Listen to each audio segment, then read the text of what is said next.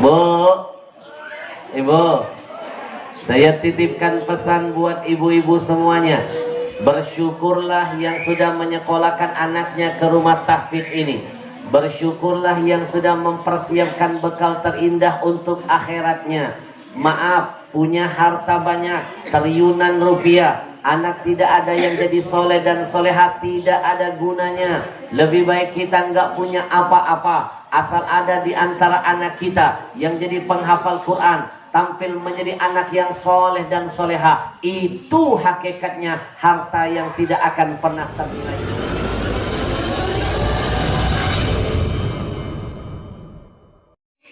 Assalamualaikum warahmatullahi wabarakatuh. Jangan lupa guys, subscribe, like, komen, serta share.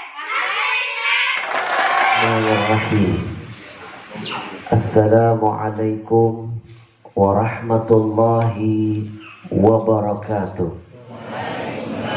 Assalamualaikum warahmatullahi wabarakatuh.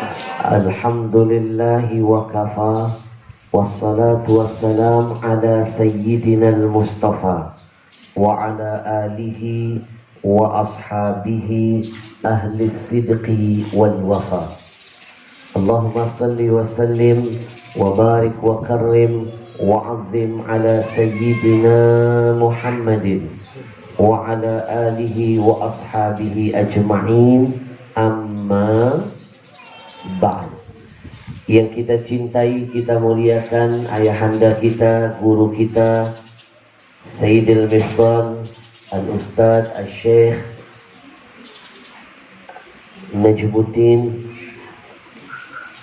hafizahullah wa nafa'na wa bi'ulumihi fid daraini amin. Farahna wa sa'idna bimusyahadatikum.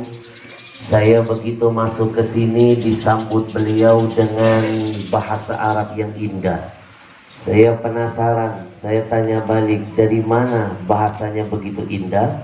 Dari tadi saya ngobrol, ternyata beliau mutakharij, keluaran dari Madinah Al-Munawwarah.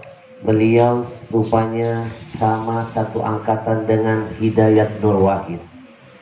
Beruntung pesantren ini punya aset alumni Madinah, alim tapi tawadhu. Anak-anakku belajar bahasa Arab dari beliau. Bahasa Arabnya sangat indah. Saya tersentuh. Malu kita orang muslim gak mau belajar bahasa kita. Saya malu banget. Pernah satu pesawat ketemu pendeta. Pendeta-pendeta itu menegur saya pakai bahasa Arab yang indah.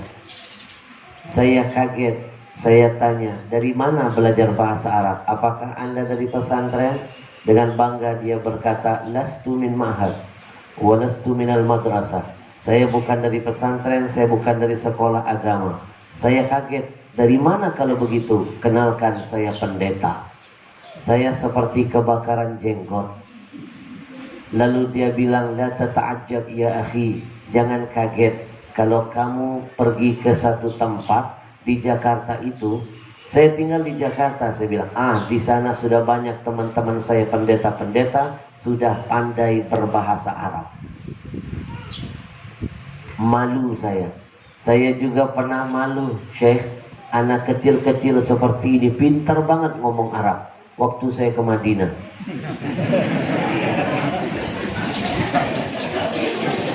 Ternyata anak Madinah. Kita doakan guru kita tercinta, mudah-mudahan Allah panjangkan umurnya. Amin. Allah sehatkan badannya. Amin. Allah kuatkan imannya. Allah jaga semangat istiqamahnya. Tadi saya sempat bertanya kepada beliau, berapa umur ayahanda? Beliau bilang umurnya sudah di atas 60 tahun lebih. Saya bilang tidak, nampak masih seperti 50-an. Usia boleh muda, semangat harus tetap muda. Usia boleh tua, semangat harus tetap muda. Dan saya teringat guru saya bilang, gak ada manusia yang tua. Yang tua itu makhluk Allah cuma satu, iblis namanya. Sampai sekarang gak mati-mati. Dialah makhluk yang paling tua. Manusia tidak ada tuanya. Biar motivasinya selalu awet muda, semangat dalam berbuat kebaikan di jalan Allah. dan segenap para guru-guru lain yang ikut berkhidmah, mengajarkan, membimbing, mentarbiyah anak-anak yang ada di sini dengan segala penghormatan. Sekalipun kita tidak sering kenal, saya tidak bisa menyebut satu persatu, saya pastikan di hati saya ada rasa cinta, hormat untuk semuanya. Yang saya cintai, saya muliakan.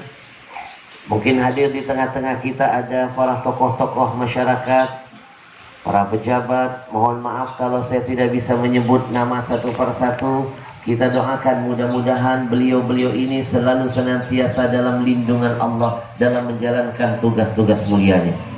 Wabil khusus saya ingin mengucapkan penghargaan yang setinggi-tingginya kepada saudara saya Bang Romi atas jihadnya yang luar biasa. Polisi masih aktif berjuang bikin pesantren. Biasanya yang bangun masjid, bangun pesantren, polisi yang sudah pensiun. Ini masih aktif, sudah mempersiapkan akhiratnya. Biasanya yang ingat-ingat akhirat ini yang sudah pensiun, udah tua rajin ke masjid, sudah pensiun baru ngurusin masjid.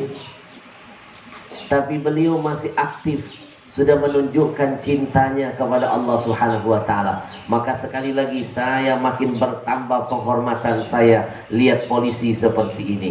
Saya hormat dengan polisi-polisi begini. Jangankan mereka lagi bertugas, polisi tidur pelan-pelan saya lewati. Ada kabar baik buat Bang Romi.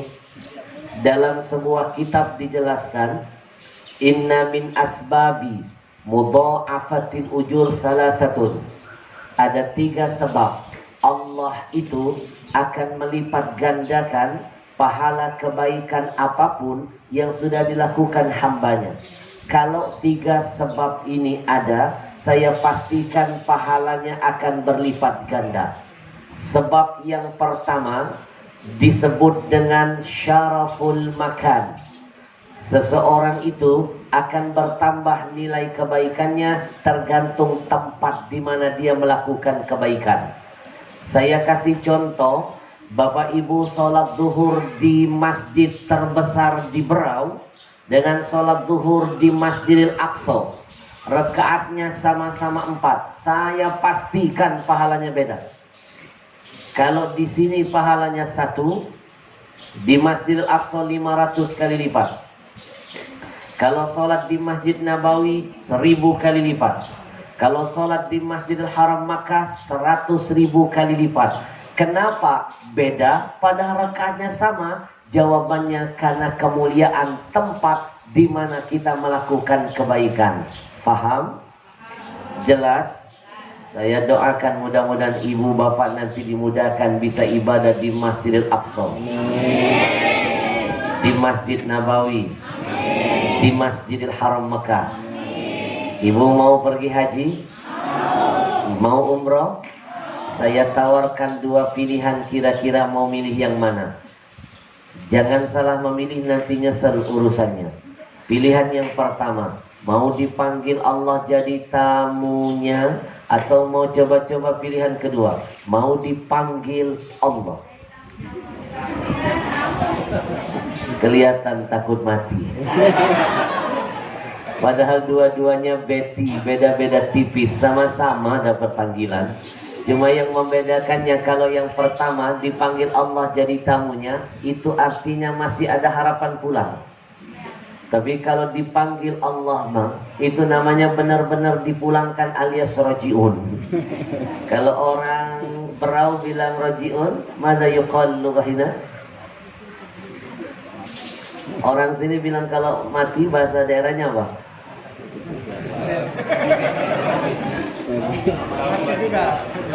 Mati jua.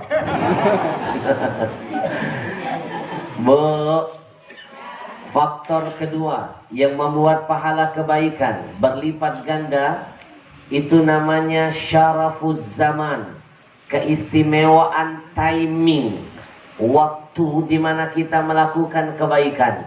Anak-anakku saya kasih contoh, kalian baca Quran di bulan-bulan lain pahalanya 1, tapi kalau di bulan suci Ramadan baca Quran itu beda pahalanya, double pahalanya.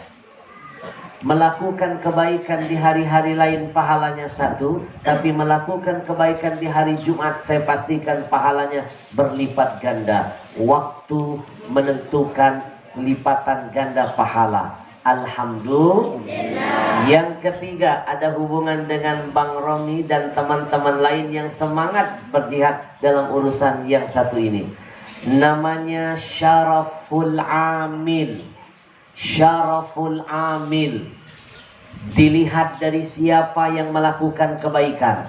Maaf, kalau yang bikin rumah tahfidz itu seorang ustadz, pahalanya 1. Tapi kalau yang bikin rumah tahfidz polisi aktif, halo, polisi aktif, polisi aktif, bisa bikin rumah tahfidz, pondok pesantren, itu saya pastikan demi Allah pahalanya lebih dahsyat daripada ulama yang bikin rumah tahfidz. Takbir. Kalau yang bikin pengajian itu kiai, pahalanya 1. Tapi kalau yang bisa bikin majelis taklim pengajian itu preman, double pahalanya. Bu, soalnya saya pernah diundang tabligh akbar di sebuah kota guru. Ada undangan masuk ke kantor. Perkenalkan, kami dari panitia ingin mengundang Habib Al-Habsyi ceramah di sini. Boleh Pak? Boleh kami isi? Namanya siapa? Kami Ikatan Preman-Preman. Manajemen saya bingung Pak, nggak mau nerima, takut terjadi apa-apa dengan saya. Akhirnya sampai beritanya ke saya. Saya bilang justru ini yang saya cari. Jarang preman bikin tabligh akbar. Saya akan pergi ke sana. Begitu saya landing ke kotanya, menetes air mata saya. Maaf, tidak semua tetesan air mata menandakan kesedihan. Orang kalau terharu melihat sesuatu, air mata keluar dengan sendirinya. Saya menangis, bukan cengeng, terharu.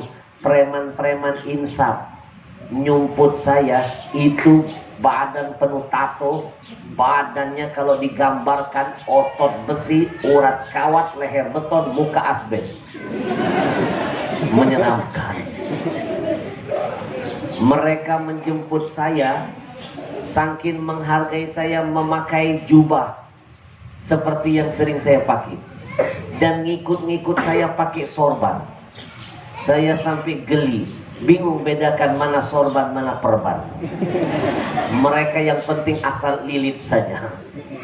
Tapi saya terharu, ternyata preman-preman insaf bikin pengajian. Saya dijemput di bandara. Habib, perkenalkan, kami preman-preman insaf semuanya.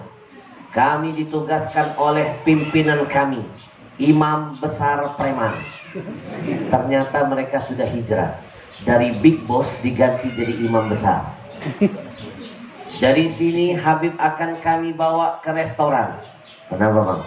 Imam besar kami mengeluarkan fatwa. Wah, perintah jadi fatwa.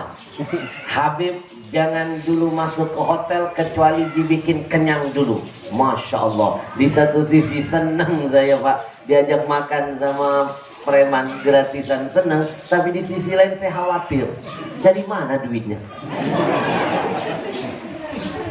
Saya teringat pesan ibu saya, nak, lebih baik lapar di dunia sebentar, kenyang nanti di akhirat selama-lamanya, daripada kenyang di dunia dengan yang haram, Allah bikin lapar selama-lamanya di akhirat.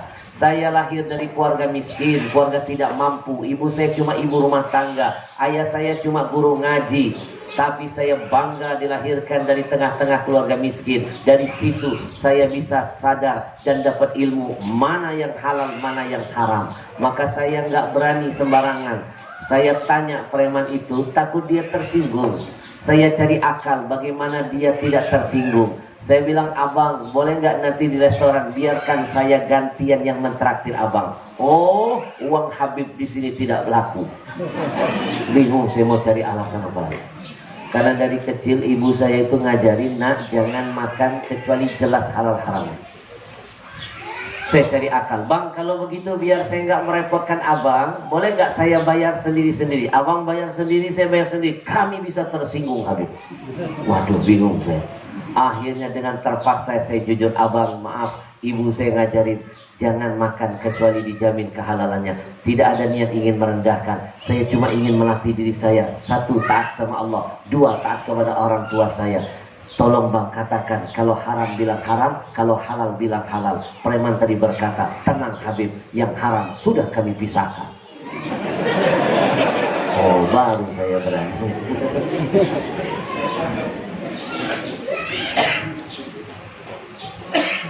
Bang Romi, hari ini pahalanya lebih dahsyat dari semua ustadz-ustadz yang bikin rumah tahfidz. Kenapa? Kebaikan itu pahalanya berlipat ganda tergantung siapa yang melakukannya. Contoh tambahan, maaf kalau orang kayak saya ini gak punya apa-apa, tawaduk pahala saya 1. Tapi kalau kayak syekh kita gelarnya LC, alumni dari Madinah, tapi tawaduk double pahalanya. Kalau orang kayak saya nggak punya pangkat apa-apa, tawaduk 1. Tapi kalau yang punya jabatan, punya kedudukan, punya pangkat, masih bisa tawaduk, double pahalanya. Jadi dilihat siapa yang melakukan kebaikan itu. Insya Allah. Baik, kita doakan Bang Romi dengan keluarga besarnya, mudah-mudahan selalu senantiasa dalam lindungan Allah, diberkahi hartanya, diberkahi keluarganya, dijadikan anak-anaknya menjadi penghafal Quran nantinya. Amin ya rabbal. Yang saya muliakan segenap para hadirin hadirat yang berbahagia, nampak di depan kita makhluk-makhluk halus. Mereka ini halus perasaannya. Inilah wajah-wajah yang akan menyelamatkan ayah ibunya di alam barzah nantinya. Anak-anakku, kalian adalah keluarga-keluarganya Allah. Hari ini saya bangga duduk di tengah-tengah keluarganya Allah. Siapa keluarga Allah? Ahlul Quran, ahlullah. Inna lillahi ahlina minan nas. Kata Nabi, sesungguhnya Allah itu punya keluarga di tengah-tengah manusia. Ada sekelompok manusia dianggap Allah bagaikan keluarganya. Siapa orang itu? Siapa kelompok itu? Ahlul Quran, ahlullah. Orang yang mau belajar Quran, orang yang mau mengajarkannya, orang yang mau menghafalnya, orang yang siap mengamalkannya, maka dia dianggap Allah dan termasuk orang yang menjadi donaturnya. Halo Bang Romi, ini termasuk juga keluarga Allah. Kita dianggap keluarga, oleh penguasa saja senang dapat fasilitas yang gak dimiliki orang lain, apalagi jadi keluarga Allah, pasti dapat kemuliaan yang tidak Allah berikan kepada hamba-hamba lainnya. Inilah wajah-wajah orang-orang yang dianggap Allah sebagai keluarganya. Mudah-mudahan mereka menjadi aset dunia akhirat untuk kita semuanya. Mudah-mudahan mereka ini menjadi penghafal-penghafal Quran dan mengamalkan isinya. Amin ya rabbal. Anak-anakku, saya berikan tugas pertama buat kalian. Nanti saya butuh 3 bocah berani maju ke sini dapat hadiah dari saya. Sebutkan 3 surah terpendek dalam Quran. 3 surah saja. Nanti saya butuh 3 orang anak. 3 surah. Siapkan. Pikirkan, setelah ini akan saya panggil. Yang berani ngangkat tangan dan hafal 3 surah pendek itu dapat hadiah masing-masing 100.000. Giliran duit kompak. Ini strategi. Ngadepin makhluk halus harus dengan cara begitu. Bu, Ibu, saya titipkan pesan buat ibu-ibu semuanya. Bersyukurlah yang sudah menyekolahkan anaknya ke rumah tahfidz ini.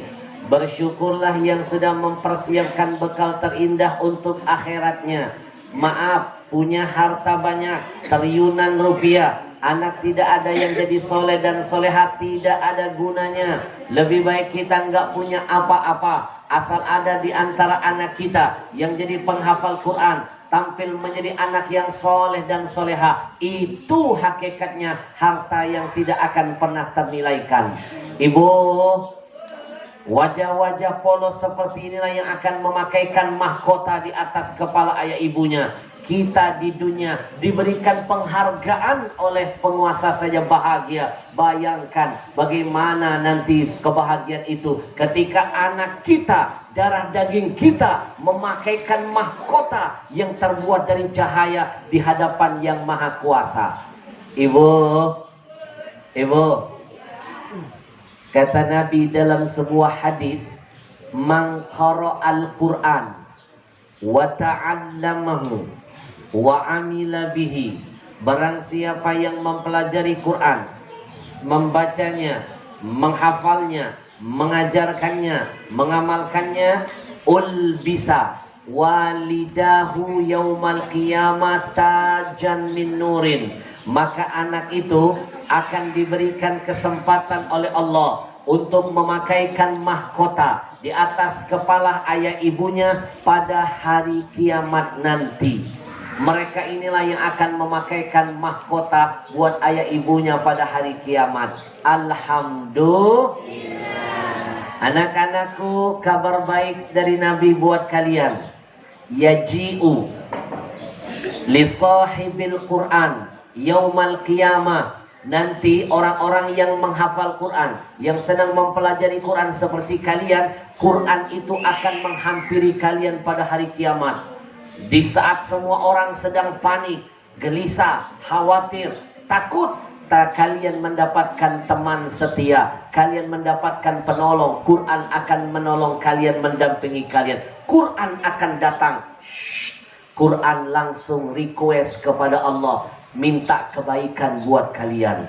Fayaqulu, Quran akan berkata kepada Allah, ya Rabb, hullahu, ya Rabb, berikan penghargaan buat dia ya Rabb. Lalu Allah akan memberikan penghargaan pertama buat kalian. Apa itu? Fayalbas tajul karamah, kalian akan diberikan juga mahkota yang penuh dengan kehormatan. Bu, Quran yang ngemis-ngemis minta sama Allah agar mereka diberikan kemuliaan.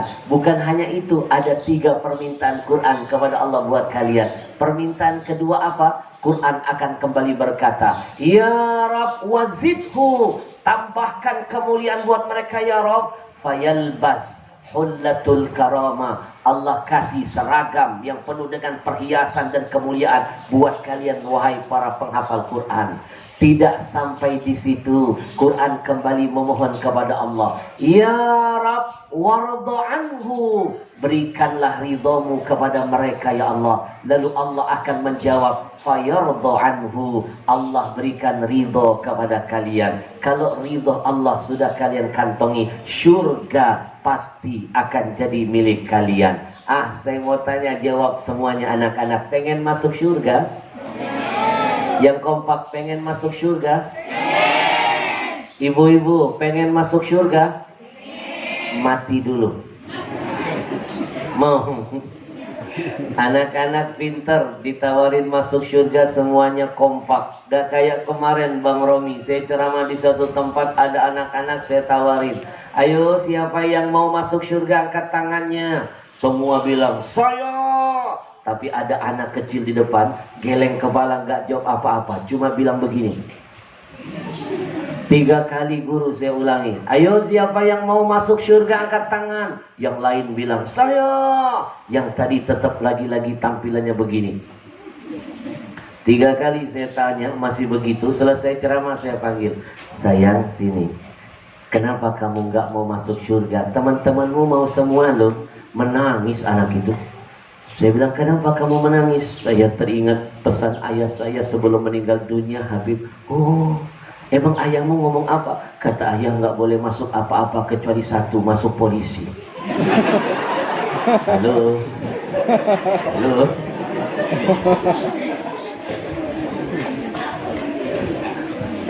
Ini menandakan memang anak-anak kita itu polos, fitrah, suci. Maka pantas Nabi jauh-jauh hari menitipkan pesan, Ma min mauludin illa yuladu 'alal fitrah. Semua yang lahir ini, anak-anak kita ini, mereka suci, fitrah, bagaikan kertas putih. Mau apa warnanya tergantung sentuhan tangan ayah ibunya. Mereka ini seperti kaset kosong, Bang. Apa yang mereka dengar pasti mereka rekam. Maka mimpi ibu bapak punya kaset rekaman yang bagus, kaset yang bagus, kalau sering ngasih rekaman yang jelek. Makanya Syekh di Iran sana ada satu anak namanya Sayyid Husin, pernah menggemparkan dunia. Usianya 5 tahun, hafal Quran. Bukan cuma hafal Quran, bisa menjelaskan dan menafsirkan. Bahkan dia tahu jumlah huruf dalam setiap surah. Ada seorang imam besar iseng ngetes. Ya walad, wahai anak kecil, kalau betul-betul kamu hebat seperti kata orang kebanyakan, sekarang saya mau tanya, berapa jumlah huruf ba dalam surah Al-Baqarah? Yang nanya iseng, bocah tadi ngejawab benar. Imamnya geleng, saya aja nggak tahu. Jumlah huruf saja dia tahu. Huruf ba dalam surah Al-Baqarah. Namanya Sayyid Husin. Ibu tahu kenapa dia bisa sukses usia 5 tahun hafal 30 juz? Itu tidak terlepas dari sentuhan ayah ibunya. Benar kata Nabi, fa'abawahu yuhawidanihi au yunasiranihi au yumajjisanihi. Mau jadi apa anak-anak kita yang polos ini? Jawabannya ada pada peran ayah ibunya. Apakah orang tuanya mau menjadikan mereka mental Yahudi, Majusi, Nasrani? Pilihannya bagaimana kita berjuang membuat mereka menjadi warna-warna yang Islami. Lihat Sayyid Husin, 5 tahun usianya, hafal 30 juz. Itu karena berkat peran ayah ibunya. Dari sejak ibunya hamil, sang ayah selalu mengkhatamkan Quran di telinga istrinya. Penghantar tidur istrinya itu adalah lantunan ayat suci Al-Quran. Bapak ibu jangan lupa, yang pertama kali Allah aktifkan dari janin yang ada di perut ibu itu adalah pendengaran. Inna sam'a wal basar. Allah sebut dulu kalimat sam'a, pendengaran, baru penglihatan. Kalau penglihatan nanti ketika terdengar bunyi oe oe oe, melek dia, nangis dia, itu matanya baru aktif. Tapi yang namanya pendengaran dari perut sudah bisa dengar. Makanya ibu mimpi anak mau jadi ahli Quran, kalau lagi hamil ibu dengar lagu Bang Toyib. Nanti buktikan begitu besar anak kayak Bang Toyib 3 kali lebaran nggak pulang. Bu, ibu, Sayyid Husin buktinya dari ibunya hamil, ayahnya selalu mengkhatamkan Quran di telinga ibunya. 9 bulan lahir Sayyid Husin, menangis dia tiap hari, digendong oleh ibunya, dilantunkan Quran. Lagu tidurnya bukan Nina Bobo, lagu tidurnya adalah Al-Quran. Begitu nangis karena kelaparan, didiamkan dulu sebentar dengan Quran. Singkat cerita, tiada hari tanpa Quran. 5 tahun yang didengar Quran, Quran, Quran, dia berhasil tampil menjadi penghafal Quran. 5 tahun 30 juz. Kita 50 tahun 1 juz nggak hafal. Iqra 1 nggak naik-naik. Bu, udah berapa juz hafal? Juz tomat, juz alpukat, juz jeruk. Maka hari ini saya sampaikan penghargaan setinggi-tingginya buat bapak ibu yang sudah mempersiapkan anak-anaknya menjadi penyelamat bagi ibu bapak sendiri. Disinilah tempatnya. Jadikan mereka penyelamat kita. Siapa yang tidak ingin ketika nanti matanya tertutup, bibirnya terkunci, ruh keluar dari jasadnya, lalu anaknya sudah tampil menjadi anak soleh dan solehah. Anaknya langsung berdiri duduk di samping jenazah ayah ibunya sambil berkata, ayah, umi, istirahatlah yang tenang. Insya Allah saya akan terus beramal kebaikan buat ayah dan ibu. Saya setiap kali membaca Quran, amalnya akan saya niatkan buat ayah dan ibu. Siapa yang tidak merasa lega melihat aset sedahsyat ini? Ketika jenazah kita akan dimandikan, anak kita tampil menjadi sosok yang menyejukkan batin kita. Bu, dia ambil air, dia mandikan jasad kita sambil berkata, ayah, ibu, di masa kecil ayah ibu sering memandikan tubuh saya. Hari ini Allah takdirkan saya yang akan mensucikan jasad ayah dan ibu. Demi Allah, setiap satu tetes air yang akan membasuh jasad ayah ibu seiringi dengan istighfar, meminta ampunan dari Allah buat ayah dan ibu. Dia ambil air, dia mandikan jasad ayah ibunya perlahan-lahan. Seketika itu kita akan makin bangga berjumpa dengan Allah dan Rasul. Ibu, siapa yang tidak pengen punya harapan ketika jasad sudah dimandikan, sudah siap akan dikafani, anak kita sendiri yang membungkus jasad kita. Sebelum dia bungkus jasad ayah ibunya, dia kembali berkata, ayah, ibu, di masa kecil ayah ibu sering memakaikan pakaian ke tubuh saya. Hari ini Allah takdirkan saya yang akan membungkus, yang akan memakaikan pakaian di jasad ayah dan ibu. Saya pastikan setiap lipatan kain ini saya akan iringi dengan istighfar, mohon ampunan dari Allah buat ayah dan ibu. Siapa yang tidak ingin punya harapan seindah ini? Ketika jenazah sudah dikafani, dimasukkan ke dalam keranda, sudah siap akan dilepas menghadap Allah, anak kita tampil dengan langkah yang pasti. Dia menjadi imam buat jenazah ayah ibunya. Tolong garis bawahi, lebih afdol anak kita, darah daging kita yang jadi imam melepas detik-detik terakhir kita menghadap Allah. Lebih bangga kita berjumpa dengan Allah. Sebelum dia angkat takbir jadi imam, dia izin dengan gurunya, guru, dengan segala hormat, tidak mengurangi hormat saya kepada guru, tolong izinkan saya detik-detik terakhir ini agar bisa terus membuat ayah ibu saya bangga melahirkan saya. Biarkan saya jadi imam buat ayah ibu saya sendiri, guru. Begitu dia angkat takbir Allahu Akbar, seketika itu kita ayah ibunya akan merasa mantap melangkah berjumpa dengan Allah. Jasad kita masuk ke liang kubur, ditutup dengan tanah. Kita terpisah dengan anak kita, tapi anak kita selalu hadir dalam doanya untuk kita. Siang malam dia berkata kepada Allah, Rabbi firli wali walidayya warhamhuma kama rabbayani saghira. Tiap sholat, tiap saat, setiap detik dia selalu hantarkan doa istighfar buat kita orang tuanya. Siapa yang tidak ingin punya aset seindah ini? Anak-anakku, jangan remehkan doa Rabbi firli wali walidayya warhamhuma kama rabbayani. Kalimat ini memang ringkas, ringan, tapi dahsyat manfaatnya. Nabi pernah duduk dengan para sahabat. Ketika duduk, Nabi pernah bercerita, Innar rajul la turfa' darajatuhu fil jannah. Kata Nabi, nanti ada sepasang suami istri, ayah dan ibu, diangkat oleh Allah, mudah betul dia masuk ke dalam surga. Sesampainya di surga, orang tua ini diberikan tempat yang indah posisinya di dalam surga. Mereka terheran-heran bisa masuk surga dengan mudah, bisa mendapatkan tempat indah di dalamnya. Lalu mereka bertanya kepada Allah, Anna hadza, ya Rabb, dari mana aku bisa dapat ini semua? Lalu Allah hadirkan jawaban, bistighfari waladikala. Kamu bisa masuk surga dengan mudah, kamu bisa dapat tempat indah dalam surga, itu karena sebab anakmu soleh dan soleha setiap saat sering memohon istighfar kepadaku. Maka jangan anggap remeh kalimat Rabbi firli wali walidayya warhamhuma kama rabbayani.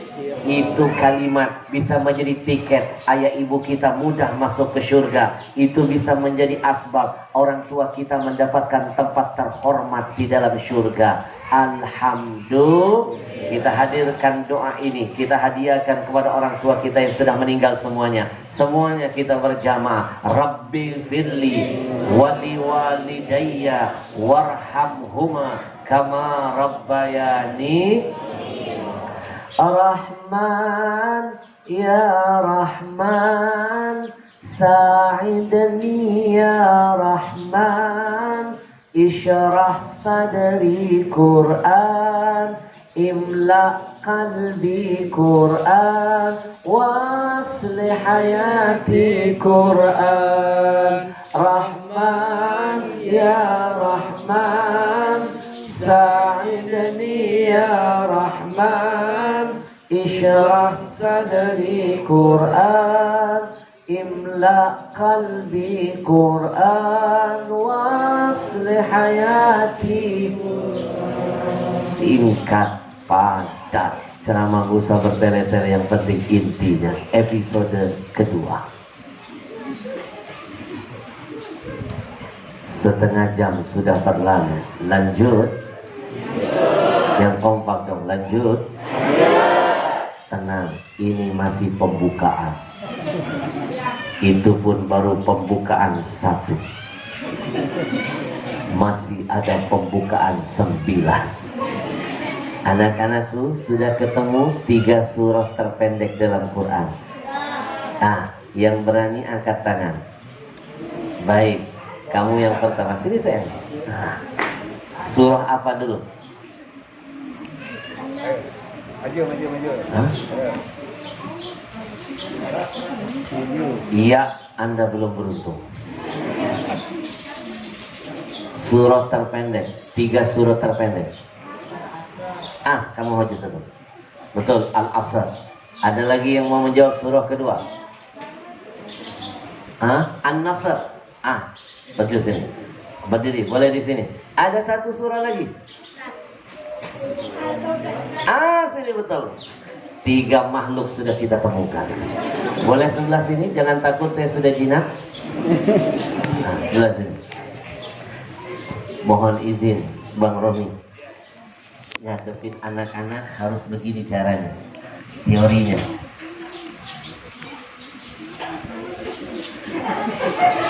Dia rapat tetangga. Sini kamu, sini. Kita kenalan dulu. Assalamualaikum. Waalaikumsalam. Namamu siapa? Karim. Karim. Ini nama pendek. Nama panjangmu? Karim Abu Hanifah. Kenapa saya perlu tanya panjang dan pendek? Karena saya tidak mau lagi diprank oleh anak-anak. Kejadiannya waktu itu di Bekasi. Bekasi. Seorang anak saya tanya, siapa namamu? Dia balik bertanya, Habib, mau yang pendek apa yang panjang? Sekarang zaman sudah terbalik. Anak kecil berani ngerjain orang lebih tua. Tahu kenapa Indonesia dapat bencana terus-menerus? Salah satunya krisis akhlak. Anak muda sudah nggak hormat dengan yang tua. Tahu kenapa krisis akhlak? Karena mereka sudah jauh dari Al-Quran. Betul? Maka sebenarnya yang dilakukan Bang Romi ini adalah revolusi akhlak buat anak-anak muda ke depan melalui Al-Quran. Takbir! Anak kecil saya tanya, dia balik tanya, Habib mau yang panjang apa yang pendek? Saya bilang yang pendek dulu, nanti kasih tahu saya yang panjang. Oh, kalau yang pendek nama saya Muhammad Amin. Oh, kalau panjang Amin. 2 kali saya dikerjain di Bekasi. Kamu kelas berapa? 1 SMP. Nanti kalau kamu sudah besar, cita-citamu mau jadi apa? Ustaz. Masya Allah, sudah nampak tanda-tanda itu. Tadi kamu pertama kali ngangkat tangan dan pertama kali betul. Serban sudah di leher, baju sudah pakai gamis, peci sudah lengkap. Kamu lihat ke depan, lanjutkan ceramah saya pulang.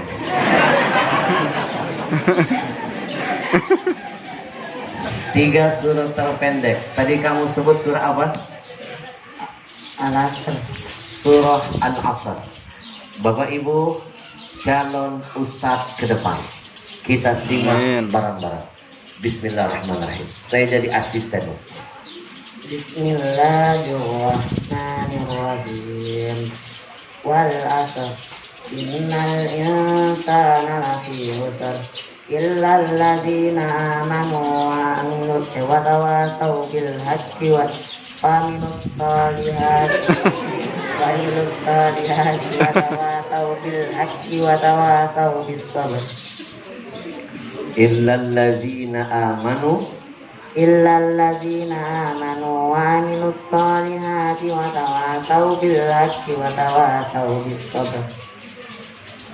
Surah Al-Asr. Menurut Imam Asy-Syafi'i, kalau seandainya Quran itu turunnya cuma surah Al-Asr saja, itu sudah jauh lebih cukup. Intinya semuanya ada di sana. Demi masa manusia itu hidupnya akan penuh dengan kerugian. Wal asr, demi masa innal insana lafi khusr, semua manusia itu rugi. Yang enggak rugi siapa? Illal ladzina amanu, orang yang beriman, wa amilus shalihat, orang yang beramal. Yang ketiga, wa tawasau bil haq. Yang keempat, wa tawasau bis sabr. Yang ketiga, orang yang selalu senang menyampaikan kebenaran. Dan yang keempat, kebenaran dan kesabaran tidak bisa dipisahkan. Kalau sudah berani mengatakan kebenaran, harus siap dengan kebencian, maka harus diiringi dengan kesabaran. Saya menemukan ada 3 kesalahan orang sering membaca surah Al-Asr. Kesalahan pertama, wal as, ro-nya nggak dibaca, fatal artinya. Berapa kali saya mendengar para imam ketika membaca wal as, ro-nya nggak dibaca. Yang tadi dibaca santri kita sudah benar. Wal asr, ada ro-nya terdengar. Kesalahan kedua, hus, nggak ada husam, nggak ro-nya nggak dinampakkan. Itu kesalahan kedua. Tapi santri kita tadi benar. Wal asr, innal insana lafi khusr. Betul. Kesalahan ketiga, watawasau bil haqqi watawasau bis sabr. Betul kamu. Yang sering saya temukan sod dibaca sin. Watawasau bil haqqi watawasau bis sabr.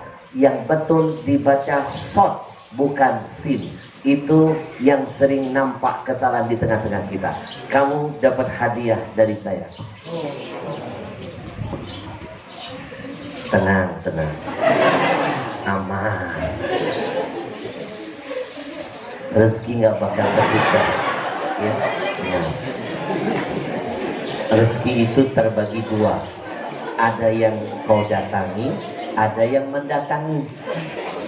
Bu, rezeki terbagi 2. Ada yang kita datangi, ada yang mendatangi. Kalau yang kita datangi, kita harus keluar rumah, bekerja, bermandikan keringat. Tapi ada yang mendatangi, kadang-kadang nggak perlu kita kerja, Allah sudah hantarkan ke rumah. Lihat anak ini, nggak ada pekerjaan, tapi rezeki ini dari Jakarta Allah hantarkan untuk dia. Itu tanda kemuliaan Allah. Kalau orang dekat dengan Quran, dekat dengan Allah, rezeki akan menghampirinya. Makanya bersyukur. Rugi kalian tak lumayan. Saya lebih bangga nyawer anak-anak yang berani dalam kebaikan daripada nyawer biduan dangdutan. Nih dengerin bapak-bapak pasang kuping. Ngeluarin 100.000 buat biduan, buat apa? Lebih baik ngasih istri jadi berkah. Nilainya sedekah. Betul ibu-ibu? Tenang, saya sampaikan pesan ibu-ibu. Ngasih biduan, ngeluarin 100.000. Sadar nggak yang kita kasih ahli maksiat itu bisa menghilangkan berkah 1 juta di dompet. Jangan anggap remeh. Lebih baik ngasih istri, nilainya sedekah. Ngasih anak lebih berkah. Lebih baik kayak saya ngasih ahli ibadah, penghafal Quran. Itu berlipat ganda. Kalau saya keluarkan 100.000, itu Allah ganti 1 juta. Saya yakin panitia ganti 1 juta. Ya contoh. Maaf panitia, jangan dianggap bercanda. 100.000 buat kamu. Beli pena, beli buku, pakai untuk belajar. Kamu dapat pahala, kamu dapat ilmu, saya dapat pahala. Oke? Nah, silakan. Peserta kedua, sabar, tenang. Assalamualaikum. Waalaikumsalam. Namamu siapa? Fajri. Itu nama pendek. Nama panjang? Muhammad Al-Fajri. Kamu kelas berapa? 5. Nanti kalau kamu besar, cita-citamu mau jadi apa? Mantap.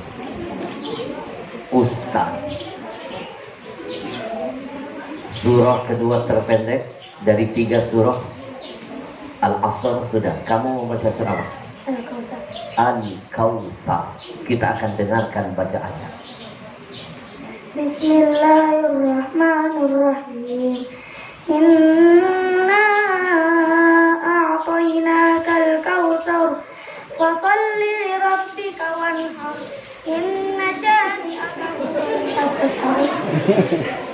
Saya menikmati bacaannya. Kurang rasanya.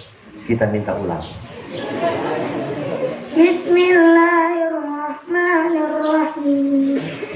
Inna a'tainakal kautsar fasholli li rabbika wanhar. Inna syani'aka huwal abtar.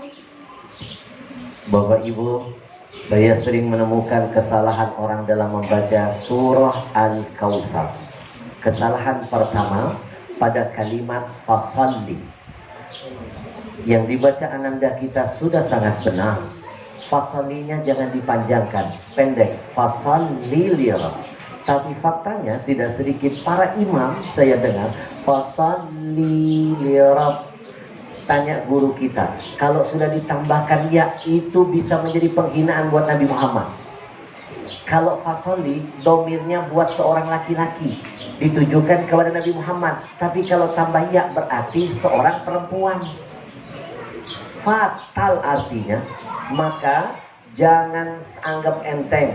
Pentingnya kita masuk ke pondok, di situ akan diajarkan bagaimana cara membaca yang benar. Santri kita suaranya betul, mantap lagi bacaannya. Kita dengarkan fasalinya. Fasholli li rabbika wanhar. Wanhar. Kesalahan kedua yang sering saya temukan, harusnya dibaca ha, tapi dibaca wanhar, ha besar, fatal artinya. Yang ketiga, Inna syani'aka huwal abtar.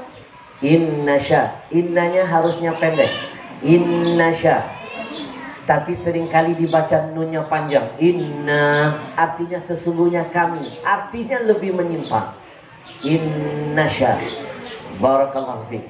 Kamu dapat hadiah dari saya. Tenang, aman. Aman. Tadi saya ngasih berapa? Ini 100 yang kedua. Berkah ini Bang Rami, berkah.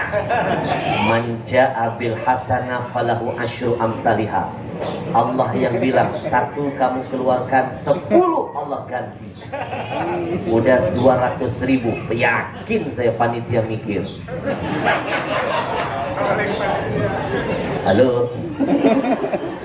100.000. Beli buku, beli pena, pakai untuk belajar, kamu dapat ilmu, saya dapat pahalanya. Oke? Baik. Hadirin yang berbahagia. Kenapa? Oh masih ada. Sabar, tenang. Rezeki tidak akan ketukar. Assalamualaikum. Namamu siapa? Audi. Audi. Nama panjangmu? Ahmad Saudi. Senang saya berada di pondok ini. Akhlak anak-anaknya begitu indah. Kenapa akhlak mereka bagus? Gurunya pun akhlaknya Masya Allah. Bapak Ibu ngerasa nggak sih? Sekarang ini akhlak anak-anak kita udah nggak karuan. Ngerasa nggak? Ngerasa? Itu karena faktor mereka tidak kenal Quran. Mereka jauh dari Quran. Nabi kita itu akhlaknya begitu indah, mempesona, sampai dipuji Allah. Wa innaka la'ala khuluqin azim. Wahai Muhammad, engkau berada pada level akhlak yang paling tinggi. Apa rahasia akhlak Nabi? Kana khuluquhul Quran. Nabi itu Quran berjalan. Semua yang ada dalam Quran menjadi syarat dalam kehidupan Nabi. Bu, orang nggak punya akhlak pasti dia jauh dari Quran. Anak-anakku, ada kejadian kedua saya temukan di Bekasi. Tapi kalau saya ceramah di Bekasi, saya bilang di Berau. Ini cari aman saja. Di Bekasi ada seorang anak ditanya oleh ibunya, tepat di hari Kartini. Ibunya berkata, "Nak, kamu tahu siapa Kartini?" Anaknya menjawab dengan kasar, "Nggak tahu mama, nggak tahu." "Kalau kamu nggak tahu, kamu baca dong sejarah." Anaknya menjawab, "Mama, gantian sekarang. Mama tahu siapakah Kartina?" "Mama nggak tahu, makanya sering-sering dong baca WA papa."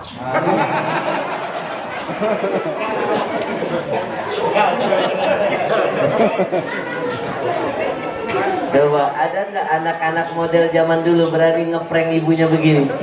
Zaman kita dulu jangankan ngerjain orang tua, mandang wajah orang tua saja nggak berani loh Pak.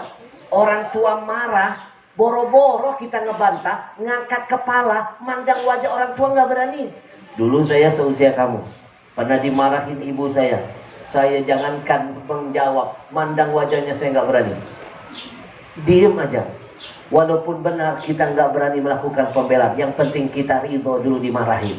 Anak sekarang yang salah dia, yang dimarahin orang tuanya. Orang tua baru menegur satu baris, anak sudah menjawab satu kaset. Ibu bapak ngerasa nggak anak-anak zaman dulu seperti ini kalau berisik nggak perlu pakai cubitan. Orang tua negur cukup pakai suara, mata melotot, mereka mudah paham. Anak zaman dulu di masjid berisik, ditegur sama yang lebih tua, cukup dengan gaya begini. Mereka langsung diam. Anak sekarang coba berisik, ditegur sama yang lebih tua, dia ngejawab. Apa lihat-lihat Pak? Galakan dia ketimbang kita. Kenapa? Karena jauh dari Al-Quran. Tapi hari ini saya melihat, Masya Allah, anak-anak di pondok ini nampak akhlaknya begitu indah. Insya Allah inilah wajah-wajah pemimpin Indonesia ke depan. Kamu surah Al-Asr sudah dibaca, Al-Kautsar sudah. Sekarang kamu surah Al-Baqarah.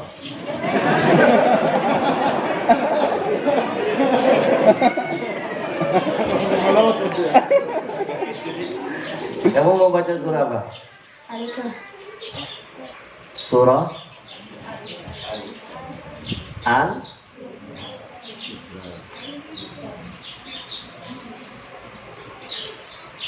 Al-Asr sudah, Al-Kautsar sudah, Al-Ikhlas tidak termasuk surah terpendek ketiga. An-Nasr. Ibu dapat hadiah, ambil dari suaminya. An-Nasr, idza jaa nasrullah. Kita dengarkan. Idza jaa. Bismillah. Bismillahirrahmanirrahim. Idza jaa nasrullahi wal fath. Ara'aital yadkhuluna fi dinillahi afwaja. Fasabbih bihamdi rabbika wastaghfir innahu kana tawwaba. Ada beberapa kesalahan yang sering saya temukan dalam membaca surah An-Nasr. Kesalahan pertama, idza jaa nasrullahi wal fath. Haknya nggak dinampakkan. Itu salah fatal. Harusnya haknya diperdengarkan. Kita dengarkan bacaan anak ini. Idza jaa nasrullahi wal fath. Iwal fath. Betul. Kesalahan kedua, wa ra'aitan nasa yadkhuluna fi dinillahi afwaja fasabbih. Harusnya hak kecil atau hak besar? Tapi dibaca hak besar. Fasabbih. Seringkali saya mendengar para imam membaca begitu. Fatal bacaannya. Yang betul apa? Fasabbih bihamdi rabbika wastaghfir. Itu kesalahan ketiga. Berhentinya di ro, haknya nggak dinampakkan. Yang betul adalah wastaghfir, ada haknya didengarkan. Betul? Barakallahu fiik. Kamu dapat hadiah dari saya. Apa?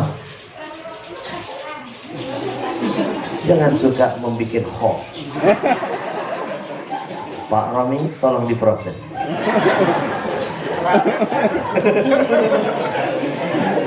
Masa saya tidak adil? Bahasa kerennya hoak, bahasa lainnya hoak. Nenek-nenek kemarin ada yang bingung, Habib yang benar yang mana? Hoak apa hoak? Saya bilang buat nenek-nenek hack. 100.000. Enakan kalau jadi orang yang pintar, berani dalam kebaikan, rezeki yang datang. Allah nggak suka dengan orang-orang yang takut dalam kebaikan. Kalau rajin baca Quran, pasti rezeki yang datang. Uang berapa ini? 100 apa? Nanti habis pengajian balikin 99. Baik, jadi anak soleh bikin bangga ayah ibumu. Ya, teruskan hafalanmu, belajar terus dari gurumu, masya Allah. Terima kasih banyak. Ada pesan-pesan terakhir? Baik, baik, Bapak Ibu yang dimuliakan Allah, hari ini saya tidak sendiri datang ke sini. Saya ditemani oleh sebuah komunitas yang saya pribadi terkagum-kagum dengan jihad mereka. Kalau yang ngumpulin Quran adalah ustadz-ustadz, pahalanya satu. Tapi kalau yang ngumpulin Quran, komunitas anak-anak muda yang latar belakangnya bukan anak pondok. Mereka ini S1, S2, S3, yang urusan dunianya sudah di genggamannya. Ustadz Nofri ini punya posisi penting di Kimia Farma tadinya, dikorbankan duniawinya, ngurusin urusan akhirat, ngurusin Al-Quran. Maka mereka pahalanya lebih double dari kita. Saya panggil dan saya hadirkan dulu Ustadz Nofri. Baik, sebelum itu Ustadz Nofri mungkin siapkan dulu mikrofonnya, karena jamaah sudah tidak sabar ingin berkenalan. Ibu, saya sebelum ke Berau dibawa muter-muter oleh mereka. Dari satu kota masuk ke kota, saya jadi orang kota. Dari satu desa saya dibawa masuk desa, keluar desa, saya jadi orang desa. Dari satu kampung masuk ke kampung, saya dibawa jadi orang kampung. Dari satu hutan masuk keluar hutan. Siapa bilang jadi orang hutan? Pak Romi, proses. Ini pencemaran nama baik. Pasal berapa itu, Pak? Ibu, jangan pandang remeh mereka ini. Di mata saya mereka ini kelompok yang masya Allah, Pak. Kita belum tentu dipuji Nabi dalam hadisnya. Mereka sudah masuk bagian itu. Mana pujian Nabi untuk mereka? Simak anak-anakku. Kata Nabi sab'atun, ada 7 golongan. Yaumal qiyamah, yauma la dhilla illa dhilluh. Sab'atun yudhilluhumullah yaumal qiyamah yauma la dhilla illa dhilluh. Ada 7 golongan manusia nanti pada hari kiamat akan mendapatkan jaminan perlindungan dari Allah, di mana tidak ada perlindungan lain kecuali datangnya dari Allah. Siapa 7 golongan itu anak-anakku? Salah satunya syabun nasya'a fi ibadati rabbi, anak-anak muda yang menghabiskan masa mudanya ngurusin agama Allah. Bicara Quran, bicara agama Allah. Tadi sebelum kesini kami kuliah subuh di Masjid Al-Inabah. Alhamdulillah terkumpul Quran sebanyak 500 mushaf. Semalam terkumpul 2.500 mushaf. Sebelumnya lagi acara kedua, titik kedua 786 mushaf. Titik pertama terkumpul 700 mushaf. Ini titik yang ke-5. Saya berharap akan hadir ratusan Quran yang kita kumpulkan dan nanti akan dibagikan zonasi di tempat kita mengumpulkan Quran. Berkahnya kembali lagi buat Kalimantan. Takbir. Bapak Ibu, nanti saya ingin melihat wajah-wajah mana yang berani mengangkat tangan mempersiapkan bekal terindah di dunia dan bekal terindah di akhirat sana. Tapi sebelumnya, Ustadz Nofri, kira-kira apa dan seperti apa aturan mainnya? Baik Habib. Baik ayahanda bunda yang kami sayangi, seperti tadi yang disampaikan Habib dan yang kami janjikan sebelumnya, bahwasanya Sesi ini kita akan membuka kesempatan Bapak Ibu untuk kesempatan mulia untuk terlibat dalam program besar kita Bapak Ibu dalam donasi wakaf 1 juta Al-Quran. Al-Qurannya seperti ini Bapak Ibu. Al-Qurannya ini sudah kita cetak. Al-Qurannya kita cetak sendiri. Ada satu penerbit yang membantu kita untuk menerbitkan terlebih dahulu. Dan kita buat dengan kualitas terbaik, insya Allah. Kertasnya anti rayap, Bapak. Kertasnya anti rayap dan anti basah. Jadi insya Allah tidak akan gampang kena dimakan rayap dan juga tidak akan gampang kena air, sehingga lebih awet dan menjadi amal jariah buat kita semua. Mudah-mudahan yang berwakaf Quran ini insya Allah nanti ketika meninggal dunia jasadnya tidak rayapan. Insya Allah. Mudah-mudahan juga tidak basah. Dan donasi wakaf Al-Qurannya, satu Al-Quran ini Bapak Ibu nilainya 100.000. 100.000 artinya selain Bapak Ibu mewakafkan satu Al-Quran, 100.000 artinya Bapak Ibu juga termasuk di dalamnya membantu pembinaan mengaji, membantu mendistribusikan Al-Quran ini sampai ke daerah-daerah pelosok Bapak Ibu, ke saudara-saudara kita yang memang berkomitmen untuk mau menggunakan rutin mengaji. Nah, kami hanya akan memberikan kepada saudara-saudara kita yang memang berkomitmen untuk mau menggunakannya rutin mengaji. Jadi tidak akan memberikan ke tempat-tempat, ke masjid atau tempat-tempat yang nanti hanya sekedar dipajang saja. Dan 100.000 itu pun juga termasuk di dalamnya membantu guru Al-Quran dan juga membantu membangun musola. Jadi triple Bapak Ibu, insya Allah amal jariahnya. Ibarat kata pepatah, sekali mendayung, 2-3 pulau yang terlampaui. Iya, Bapak Ibu sebelum kita lanjutkan, saya kembali ingin mengingatkan, demi Allah apapun yang menempel dengan Quran akan mendapatkan keberkahan di dunia dan kebahagiaan di akhirat. Anak-anakku lihat kulit Quran, cuma kulit saja, ditakdirkan menempel dengan Quran yang memuliakannya. Ketika kulit itu kececer, diambil oleh kita, dicium, ditaruh di tempat yang tinggi, diberikan penghormatan, padahal hanya benda mati kulit. Tahu kenapa? Karena kulit itu pernah menempel dengan Quran. Ibu bapak, Jibril dapat gelar Afdolul Malaika, malaikat yang paling terbaik dari semua yang Allah ciptakan, karena hari-harinya selalu bergaul dengan Quran. Bapak Ibu, Ramadan jadi bulan yang paling mulia. Kenapa? Karena bulan itu dipilih menjadi bulan turunnya Quran. Bapak Ibu tahu Lailatul Qadar kenapa jadi malam yang terbaik dari 1000 bulan? Nilainya karena malam itu malam yang dipilih turunnya Quran. Bapak Ibu tahu kenapa kita umat Nabi Muhammad menjadi umat yang terbaik dari semua umat? Jawabannya Quran Allah pilih jadi kitab suci kita. Apapun yang menempel dengan Quran akan jadi kehormatan. Salah satunya ini air yang saya minum. Air ini jadi berkah. Kenapa? Karena 30 juz Quran dikhotamkan di setiap mata air. Dibikin pabrik, didengarkan Quran, Pak. Saya meyakini apapun yang dihubungkan dengan Quran akan berkah. Orang Jepang saja pernah membuktikan. Anak-anakku di Jepang ada 2 botol minuman yang disiapkan. Botol pertama dibuka tutupnya, didengarkan musik, kristalnya jelek. Tapi botol kedua dibuka tutupnya, didengarkan lantunan Quran, airnya kristalnya langsung indah dan menawan. Maka kami jadikan air Ajwa, produksi kami ini, menjadi air Quran. Saya namakan Ajwa ngambil berkah kurma Nabi. Ajwa ada artinya ajaib water. Kata anak saya ada plesetannya, AJWA hurufnya. Al-Habsyi jual water ajib.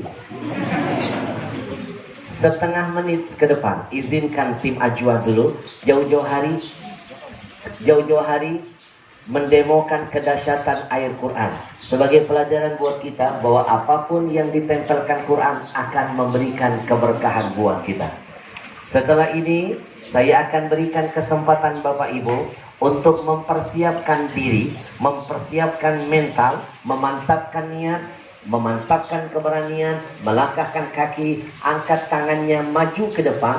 Jadilah orang-orang yang mengamalkan ayat fastabiqul khairat, berlomba-lomba dalam kebaikan. Nanti angkat tangan, berikan wakaf yang terdahsyat, berikan wakaf Quran yang terhebat. niatkan wakaf Quran jadi kado terindah buat almarhum, almarhumah, ayah ibu kita, kakek nenek kita, guru-guru kita, saudara-saudara kita yang mungkin lebih dulu dipanggil menghadap Allah. Jadikan wakaf Quran jadi kebahagiaan mereka, cahaya di alam kubur mereka, menjadi teman setia mereka, dan jadi kebahagiaan buat mereka sampai hari kiamat. Niatkan wakaf Quran kita nanti juga menjadi asbab anak cucu ada yang jadi penghafal Quran. Niatkan wakaf Quran kita menjadi berkah usaha dan pekerjaan kita. Niatkan wakaf Quran kita menjadi asbab tiket kematian kita dan keluarga husnul khatimah dari Allah. Insya Allah. Siapkan diri, siapkan mental. Tapi sebelumnya anak-anak lihat ke depan, air ajwa ini sudah mengalahkan 30 merek minuman. Minuman yang mereknya kangen saja kalah, apalagi yang gak kangen, Pak. Hari ini kita adu dengan minuman milik orang Yahudi, minuman terbesar di negeri ini. Saya lepaskan mereknya, tapi pasti sudah tahu minuman ini mereknya apa. Apa mereknya? Apa mereknya? Ada Bang Romi. Inisialnya aja. Aqua. Sekarang kita tuangkan betadin. Kita teteskan betadin beberapa tetes, nanti kita aduk-aduknya jangan pakai sendok besi, zat besi merusak kandungan air. Pakai plastik atau sedotan. Anak-anak lihat ke depan, dari bening warna airnya berubah menjadi kuning. Kuning bahasa Arabnya asfar, bahasa Inggrisnya yellow, bahasa Jermannya hafalin. Butek, koneng. Orang sini bilang kuning apa?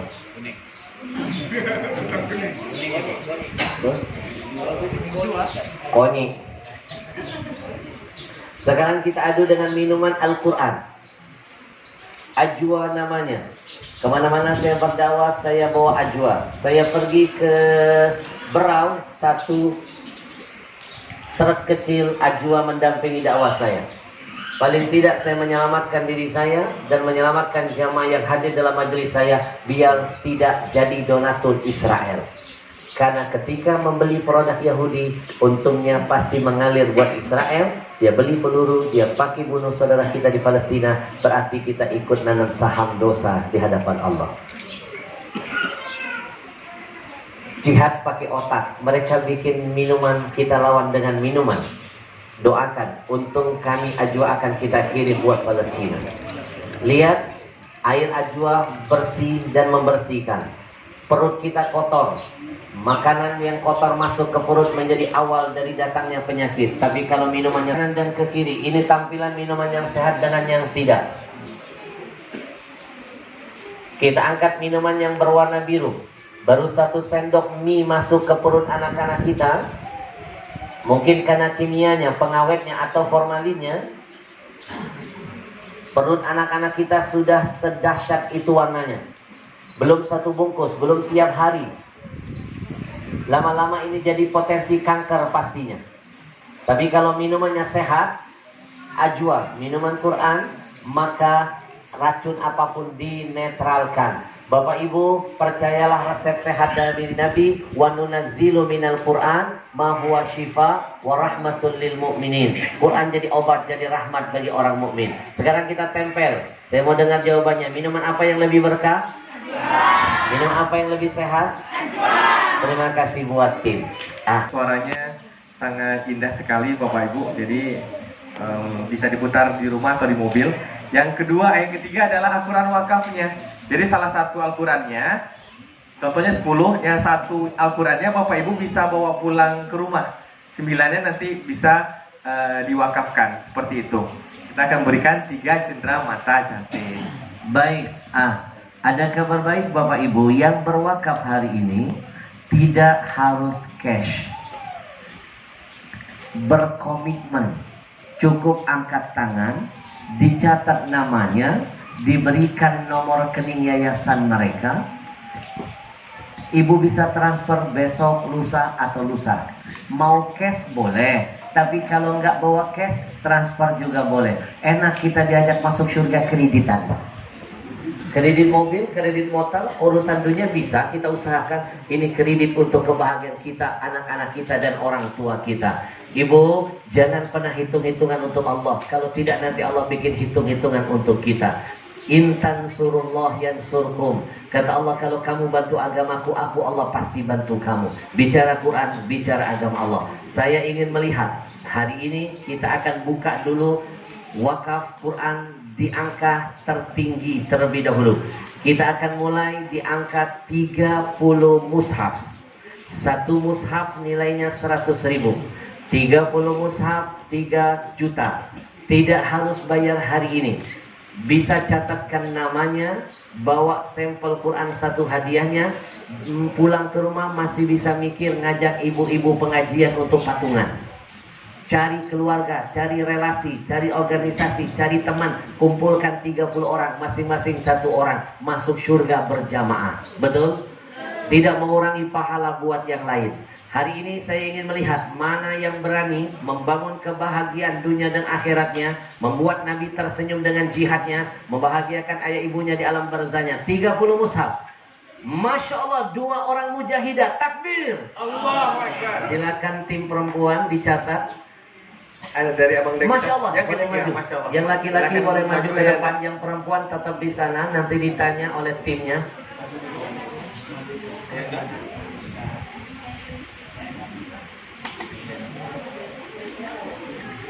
Baik, Bapak Ibu, sudah ada 4 orang.